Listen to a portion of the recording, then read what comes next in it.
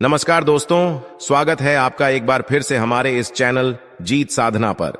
दोस्तों, यदि आप भी अपनी लाइफ में कुछ नया सीखने की चाह रखते हैं तो इस चैनल को अभी सब्सक्राइब कर लें।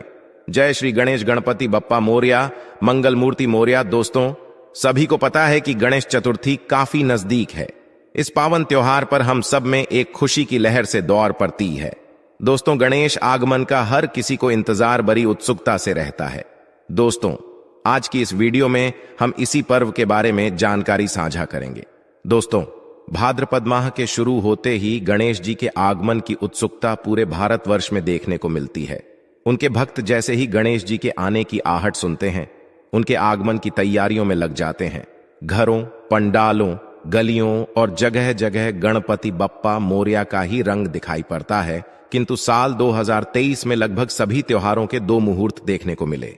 तो चलिए दोस्तों, अब गुरुजी से सुनते हैं कि इसके बारे में वो क्या कहते हैं। हेलो दोस्तों, ऐसे में क्या आप जानते हैं कि 2023 में गणेश चतुर्थी किस दिन की है और गणपति बप्पा को घर में लाने का शुभ मुहूर्त क्या है? क्या आपको गणेश जी की स्थापना की विधि के बारे में पता है? और क्या आप यह जानते हैं कि गणपति बप्पा को घर लाने के पश्चात आपको उनका स्वागत कैसे करना है?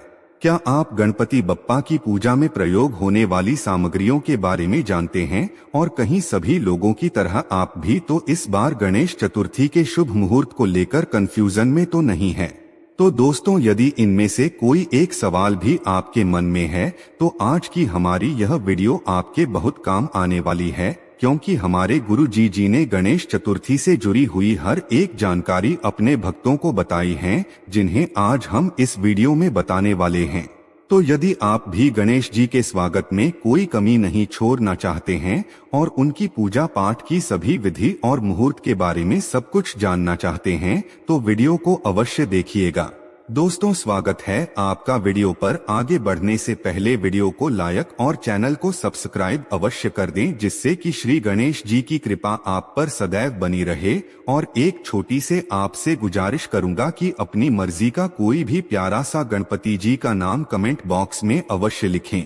चलिए वीडियो में आगे बढ़ते हैं। दोस्तों, गुरुजी गणेश महिमा को बताते हुए कहते हैं कि गणेश जी को सभी देवताओं में प्रथम पूज्य होने का वरदान मिला हुआ है। तो शुभ कार्य चाहे कोई भी हो, कोई पूजा हो, किसी का विवाह हो, कोई हवन हो या फिर आपके घर या दुकान का मुहूर्त हो, सबसे पहले गणेश जी की स्थापना और पूजा की जाती है।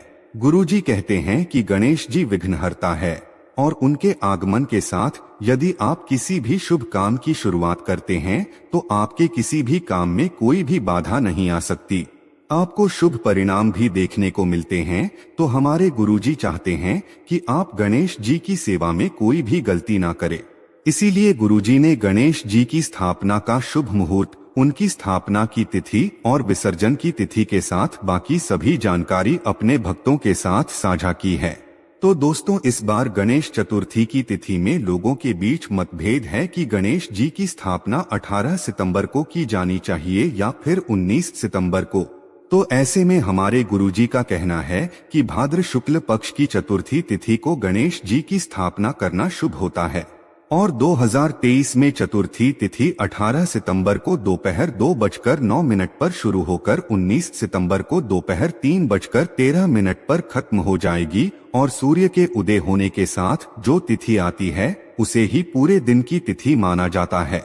इसीलिए इस बार गणेश चतुर्थी की शुरुआत और गणपति बप्पा की स्थापना 19 सितंबर को ही की जाएगी। दोस्तों, गुरुजी कहते हैं कि ऐसे आप अपनी सहूलियत के अनुसार 19 सितंबर वाले दिन किसी भी समय गणपति की स्थापना कर सकते हैं। किंतु यदि कोई भी शुभ काम शुभ मुहूर्त के साथ किया जाता है तो विशेष फलदायी होता है। इसीलिए गणेश जी की प्रतिमा की स्थापना का शुभ मुहूर्त गुरुजी ने 19 सितंबर को सुबह 11:07 से दोपहर 1:34 तक का बताया है। यदि आप अपने घर में गणेश जी की स्थापना करना चाहते हैं तो इस समय के बीच आप गणेश जी की स्थापना कर सकते हैं। यदि आप शुभ मुहूर्त के समय पर स्थापना नहीं कर पाते हैं तो आप प्रदोष काल से पहले किसी भी समय गणेश जी को अपने घर में लाकर विराजमान कर सकते हैं। दोस्तों, आजकल सभी लोग गणेश जी को अपने घर में स्थापित करने लगे हैं, किंतु गणेश जी की स्थापना से पहले आपको कुछ नियम और कायदे अवश्य जान लेने चाहिए, ताकि गणेश जी की पूजा में आपसे कोई भी गलती ना हो और आपको गणेश जी की सेवा का पूरा फल मिल सके। तो ऐसे में गणेश जी की पूजा से जुड़ी हुई सारी विधि और नियम हमारे गुरु ने अपने भक्तों को बताई है। गुरुजी ने इन कार्यों को बताते हुए कहा है कि यदि इस साल आप अपने घर में गणेश जी की स्थापना करना चाहते हैं, तो गणेश चतुर्थी से एक दिन पहले ही आप अपने घर में अच्छी तरह से साफ सफाई कर लीजिए। यदि आपके घर में जाले धूल मिट्टी लगी हुई है तो उसे साफ कर लीजिए और पूरे घर को गंगाजल से पवित्र कीजिए।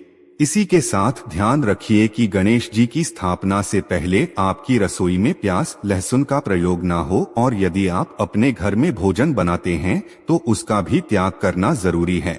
इसी के साथ किसी भी तरीके के दुर्व्यसन जैसे नशा और मदिरा का सेवन भी आपको गणेश जी की पूजा के दौरान नहीं करना चाहिए। इसी के साथ आप जहां पर गणपति की स्थापना करने वाले हैं उस जगह को भी सुंदर सा सजाएं और गणेश जी के लिए आसन अवश्य बनाएं। हेलो दोस्तों, यदि आप ज्यादा तामझाम नहीं भी करते हैं तो कम से कम एक चौकी पर लाल रंग का कपड़ा बिछाकर आप उस पर हल्दी और चावलों से सवस्त अवश्य बनाएं और इसी के पश्चात ही जी को यहाँ पर विराजमान कीजिए। साथ ही गणेश जी को घर में लाते समय ये ध्यान रखिए कि जब आप गणेश जी को अपने घर में लाए तो उनके ऊपर लाल या पीले रंग का कपड़ा ढककर अवश्य लाएं। सबसे पहले गणेश जी का मुख अपने घर की तरफ कीजिए और प्रवेश द्वार पर ही उनकी आरती अवश्य करें। दोस्तों, में ऐसा इसलिए किया जाता है क्योंकि गुरुजी का कहना है कि जब हम अपने घर में गणेश जी की स्थापना करते हैं तो सबसे पहले गणेश जी को अपना घर ही दिखाना चाहिए। ऐसा करने से वह प्रथम आप पर और आपके घर पर ही अपनी कृपा बरसाते हैं। गणेश जी को घर में लाने के पश्चात सबसे पहले उन्हें आसन पर स्थापित करें और दोबारा से उनकी आरती करें। इसके पश्चात आप गणपति के लिए प्रसाद अवश्य बनाएं। अब भाई, ये तो सभी जानते हैं कि गणपति को मोदक बहुत पसंद है, तो आप उनकी पसंद के मोदक और लड्डू प्रसाद में बना सकते हैं।